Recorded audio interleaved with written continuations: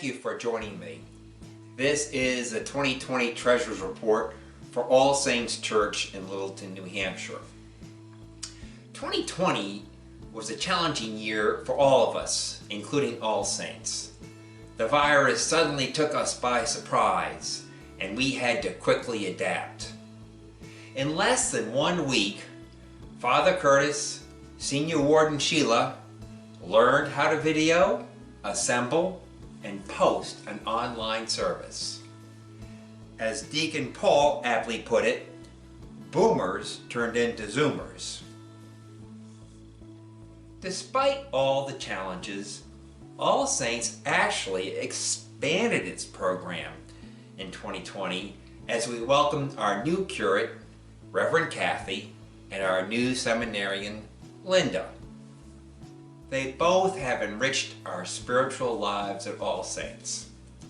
All Saints' finances and accounting also became more complex. As we entered into new expenditure sharing agreements, completed a financial review, and did the additional paperwork for our Payroll Protection Program application. But the virus did not slow us down. Our organist Jim kept us musically alive, albeit virtually. Wreaths were still sold. We hosted Toys for Tots. And the feeding ministries continued to provide delicious and nutritional meals to the food insecure. All this was done with caring hands and caring hearts. And as your treasurer, I remind you, it also took money.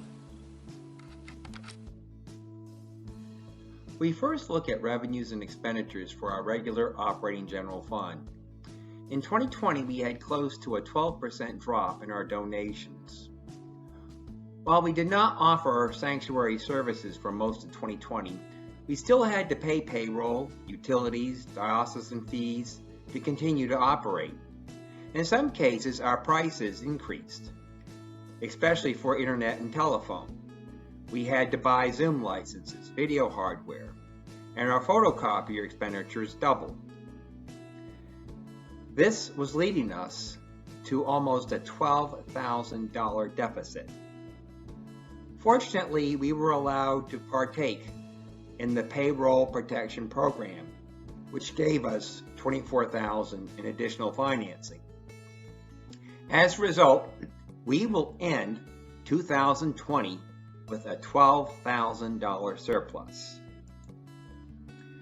This chart compares 2020 revenue distributions with 2019. Here, our traditional revenue sources decreased, and the difference was made up by the PPP program. And this chart shows our distribution of expenditures. We were able to hold the line on most of our categories, except for office expenses, where we had to pay higher prices than in 2019, and we had to spend monies to adapt to the new COVID realities. Before I discuss All Saints investments, I will give a quick overview of 2020. The year started out steady, but starting in March, the stock market, as depicted in the blue line in the chart, fell 30%, while employment levels, as depicted in the gray line, began to slightly dip. This certainly caused a lot of heartburn. And at least I was thankful that the stores never ran out of mail-outs during that time. Starting in April, there was a slow recovery in the stock market. Yet, while the stock market recovered and ended 2020 16% higher, employment levels did not recover and remained 10% lower. In fact, 2020 is the first year that I know of where the stock market and the employment levels were negatively correlated. The reason that the stock market did so well is that the Federal Reserve flooded the economy with more money, as depicted in the orange line. Many pundits worry that current stock prices are based on highly optimistic forecasts about the future. If these forecasts don't come true, we could be in a lot of trouble. Regarding our own investments, our total portfolio is up 7.6%. Wells Fargo came in first place this year and replaced New Hampshire Trust's first place for 2019. Paul Copeland, who aptly managed the New Hampshire Trust portfolio in 2019, left the firm in 2020. One fund in the Wells Fargo account went up 37.8%. Unfortunately, one of the key managers of this fund is retiring this year. We are watching out for risks beyond those related to COVID-19. We're already familiar with the COVID-19 risks. These are the same headwinds that I mentioned last year. The demographic challenges include the aging of our population and the low birth rates. Presently, the Medicare Part A Trust Fund is expected to go insolvent in 2024. Most retirement plans, both public and private, are underfunded. Climate change risks remain with us, even though major corporations are now better accounting for them. Even with the change of administrations, trade tensions continue, and last year we saw their impact on mask shortages, computer peripheral shortages, and the delay in delivery times. Finally, there is a raging global battle for 5G leadership. It is not yet certain that the U.S. will come out as the victor. This table outlines the 2021 budget and compares it to the 2020 budget. I will use the red pointer to highlight the items. Any budget is based on forecasts, and 2021 is a difficult year to forecast. We don't know when sanctuary services will start. Running a church in virtual mode is not the same as regular mode. Expenditure distributions differ between these two scenarios. Budgeting requires tough decisions. Our most difficult decision was to hold compensation constant, despite the additional hard work that was required to make 2020 operational. If there was ever a year that All Saints employees should have been rewarded, it was 2020.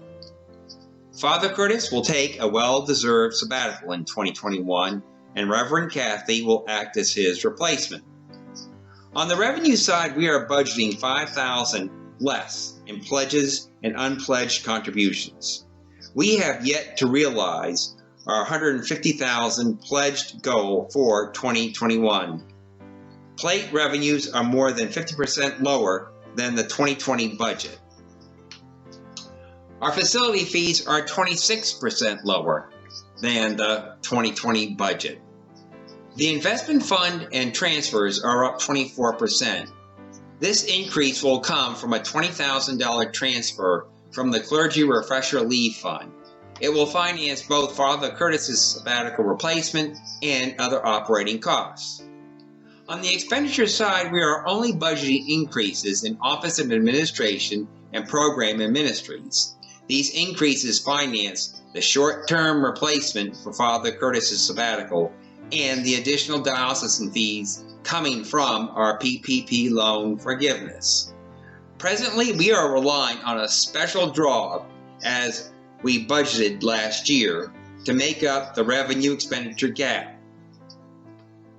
The Cure program expansion is both non-recurring and financed from a special fund that is separated from general operations. We had exceptionally generous donations of almost $56,000 that endowed this fund, plus a $10,000 transfer. Almost $12,000 was spent in 2020, leaving almost $54,000 for both 2021 and 2022. $33,000 in 2021 includes both compensation and additional diocesan fees. This ends my report. 2020 was a difficult and complex year. I want to give a special recognition of appreciation to Verna White and Jody Fleischer. They had to learn new procedures, implement expanding programs such as the CURT and PPP fund, and comply with new documentation standards. They met these challenges with a fierce determination and they succeeded.